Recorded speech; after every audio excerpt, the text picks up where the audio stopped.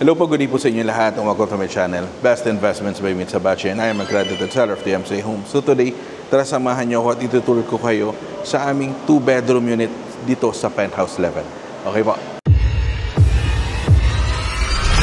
Hello po, good evening po sa inyo lahat. Hello po, good evening po sa inyo lahat. Welcome to my channel. So today naman, tara samahan niyo ako at ituturo ko kayo sa aming 2-bedroom project update sa Manakay.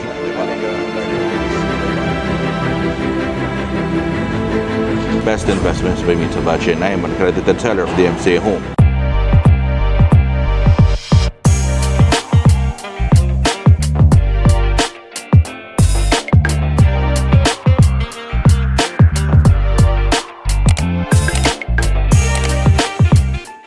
Hello po, so kamusta po kayo? So ito right now naman. So kung napanood niyo yung 2-bedroom, yung last video ko, so that's the 2-bedroom na 54 square meters sa penthouse. Pero ito naman, this video naman, this one is yung mas malaking unit size. So this one is a 2-bedroom unit na 60 square meters. So ito may mga video na ako dito na Korean layout. Pero this one, again, para makita ninyo yung high ceiling natin. Because right here, we're on the penthouse level. Ito na yung roof deck natin. Kung mapapansin niyo, nandiyan na yung mga glass panel natin dun sa roof deck natin. We're just below the gym, okay, of Amina building. Okay, so itong unit to, this unit is penthouse unit 22. So again, pagpasok ninyo, obvious, makikita ninyo agad, high ceiling siya agad. Diba? So napakaganda. So this unit is a Korean type layout. So again, nandito sa left side, yung kitchen cabinets natin.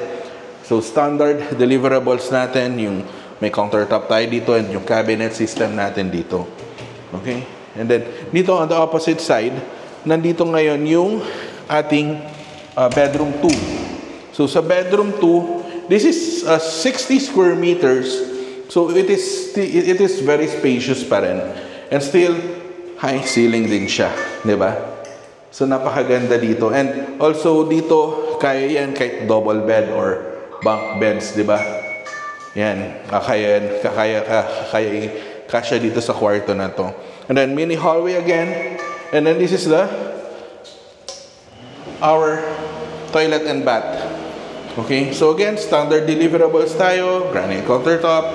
Yan, cabinets na lang ang kulang natin and yung mga medicine cabinets natin. Okay?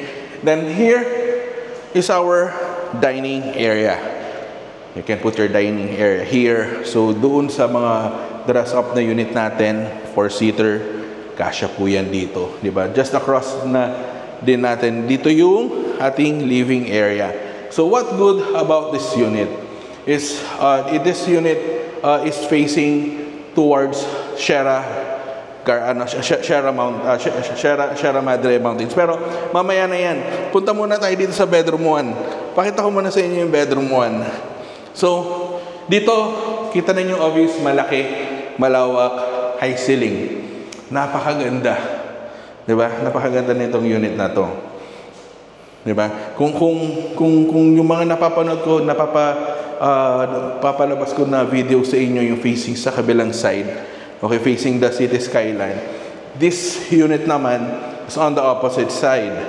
So makikita ninyo this project has a 360 view. So pagbukas pa lang ng pintuan, napakaganda na agad.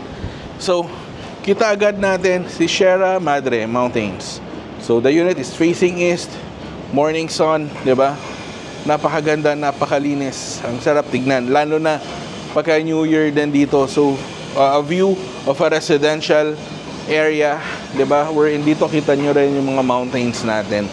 So walang city view, 'di ba? So very tahimik, 'di ba? And also, syempre dito mataas. Nasa 50, na-imagine nasa 57th floor tayo, di ba? So yun, so this concludes my room tour here for this our penthouse unit na Korean type. So if you want to know more about this project, Allegra Garden Place, nandiyan yung mga numbers ko naka-flash sa screen, you may contact me anytime through WeChat, through Viber, through WhatsApp. Pwede din tayo Facebook Messenger, nakalink din sa description down below. And also pwede tayo mag-schedule ng online presentation via Zoom, or pwede tayo mag-schedule ng site viewing. Pwede ko kayo dalhin dito kay Allegra Garden Place para makita ninyo yung mga actual units natin, okay? So thank you very much for watching po. Please don't forget to hit the subscribe button and the notification bell para every time na nag-upload ako ng bagong video kay YouTube, ay mananotify kayo.